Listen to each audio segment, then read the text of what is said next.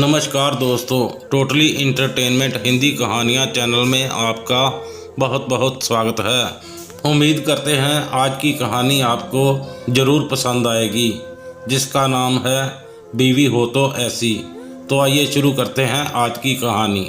एक बादशाह अपने महल की छत पर टहल रहा था। टहलते टहलते उसकी नज़र महल के नज़दीक घर की एक छत पर पड़ी, जिस पर एक बहुत खूबसूरत औरत कपड़े सुखा रही थी। बादशाह ने अपने एक साथी को बुलाकर पूछा, किसकी बीवी है ये? साथी ने कहा, बादशाह सलामत, ये आपके गुलाम फिरोज की बीवी है। बादशाह नीचे उतरा। बादशाह पर उस औरत के हुस्न जमाल का सहर सा छा गया था। उसने फिरोज को बुलाया। फिरोज हाजिर हुआ तो बादशाह ने उससे कहा, फिरोज, हमारा एक काम है। हमारा ये खत फलां मुल्क के बादशाह को दे आओ और इसका जवाब भी उनसे ले आना। फिरोज उस खत को लेकर घर वापस आ गया। खत को आपने तकिए के नीचे रख दिया। सफ़र का सामान तैयार किया। रात घर में गुजारी और सुबह मंजिले मकसूद पर रवाना हो गया। इस बात से लाइलम के बादशाह ने उसके साथ क्या चाल चली है। इधर जैसे ही फिरोज नज़र से ओझल हुआ, बादशाह चुपके से फिरोज के घर पहुंचा और आहिस्ता से फिरोज के घर का दरवाज़ा खटखटाया। फिरोज की बीवी ने कहा, कौन है? बादशाह ने कहा, मैं बादशाह हूँ, तुम्हारे शोहर का मालिक। तो उसने दरवाज़ा खोला। बादशाह अंदर आकर बैठ गया। फिरोज की बीवी ने हैरान होकर कहा, आज बादशाह सलामत यहाँ हमारे गरीब खाने में? बादशाह ने कहा, मैं यहाँ मेहमान बनकर आया हूँ। फिरोज की बीवी ने बादशाह का मतलब समझकर कहा, मैं अल्लाह की पनाह चाहती हूँ आपके इस तरह आने से, जिसमें मुझे कोई खैर नज़र नहीं आ रही।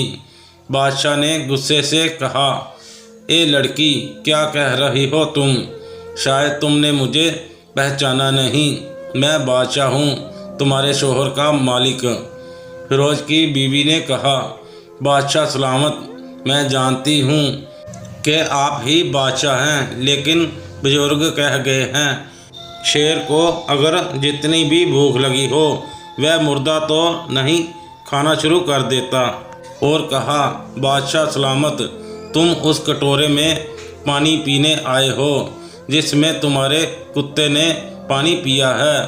बादशाह उस औरत की बातों से बड़ा शर्मसार हुआ और उसको छोड़कर वापस चला गया, लेकिन अपने चप्पल वहीं भूल गया।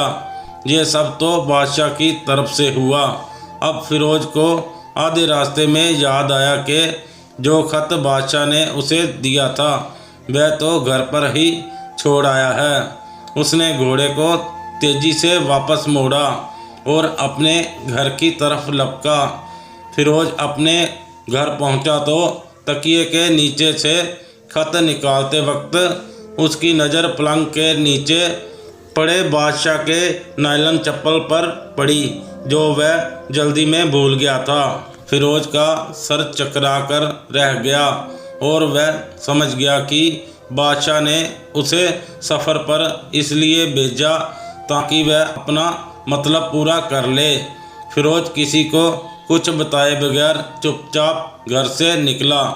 खत लेकर वह चल पड़ा और काम ख़त्म करने के बाद बादशाह के पास वापस आया तो बादशाह ने उसे इनाम के तौर पर 100 दिनार दिए। फिरोज 100 दिनार लेकर बाजार गया। औरतों के इस्तेमाल के कीमती कपड़े और कुछ तोहफे भी खरीद लिए। घर पहुंचकर बीवी को सलाम किया और कहा, चलो तुम्हारे मायके चलते हैं। बीवी ने पूछा, ये क्या है? कहा, बादशाह ने इनाम दिया है और मैं चाहता हूँ कि तुम ये पहनकर अपने घर वालों को भी दिखाओ। बीवी, जैसे आप चाहे। बीवी तैयार हुई और अपने वालिदैन के घर अपने शोहर के साथ रवाना हुए। दामाद और बेटी और उनके लाए गए तोहफे को देखकर वह लोग बहुत खुश हुए। फिरोज बीवी को छोड़कर वापस आ गया। 1 महीना गुजरने के बावजूद ना बीवी का पूछा और ना उसको वापस बुलाया। फिर कुछ दिन के बाद उसके साले उनसे मिलने आए और उनसे कहा, आप हमें अपनी बहन से गुस्से और नाराज़गी की वजह बताएं या फिर हम आपको काजी के सामने पेश करेंगे। तो उसने कहा, अगर तुम चाहो तो कर लो, लेकिन मेरे जिम्मे उसका ऐसा कोई हक बाकी नहीं जो मैंने अदा ना किया हो। वह लोग अपना केस काजी के पास ले गए। तो काजी ने फिरोज को बुलाया। काजी उस वक्त बादशाह के पास बैठा हुआ था। लड़की के भाइयों ने कहा, अल्लाह बादशाह सलामत और काजी साहब को सही सलामत रखे। काजी साहब, हमने एक सरसब्ज बाग, दरख्त फलों से भरे हुए और साथ में मीठे पानी का कुआं इस शख्स के हवाले में दिया था, तो इस शख्स ने हमारा बाग उजाड़ दिया, सारे फल खा लिए, दरख्त काट लिए और कुएं को खराब करके बंद कर दिया। काजी फिरोज की तरफ मोर तवज्जो होकर पूछा, हाँ तो लड़के तुम क्या चाहते हो इस बारे में? फिरोज ने कहा, काजी साहब, जो बाग मुझे दिया गया था वह उससे बेहतर हालत में मैंने उसे वापस किया है। काजी ने पूछा, क्या इसने बाग तुम्हारे हवाले वैसे ही हालत में वापस किया है जैसे पहले था? उन्होंने कहा, हाँ वैसे ही हालत में वापस किया है, लेकिन हम उनसे बाग वापस करने की वजह जानना चाहते हैं। काजी ने कहा, हाँ फिरोज, तुम इस बारे में क्या कहना चाहते हो? फिरोज ने कहा, काजी साहब, मैं बाग किसी बुर्ज या नफ़रत की वजह से नहीं छोड़ा, बल्कि इसलिए छोड़ा कि एक दिन जब मैं बाग में आया तो उसमें मैंने शेर के पंजों के निशान देखे तो मुझे खौफ हुआ कि शेर मुझे खा जाएगा। इसलिए शेर के इकराम की वजह से मैंने बाग में जाना बंद कर दिया।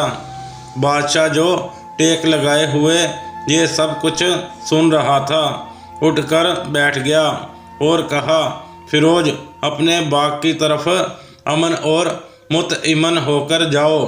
अल्लाह की कसम, इसमें कोई शक नहीं है कि शेर तुम्हारे बाग आया था, लेकिन वह वहाँ पर ना तो कोई असर छोड़ सका, ना कोई पत्ता तोड़ सका और ना ही कोई फल खा सका।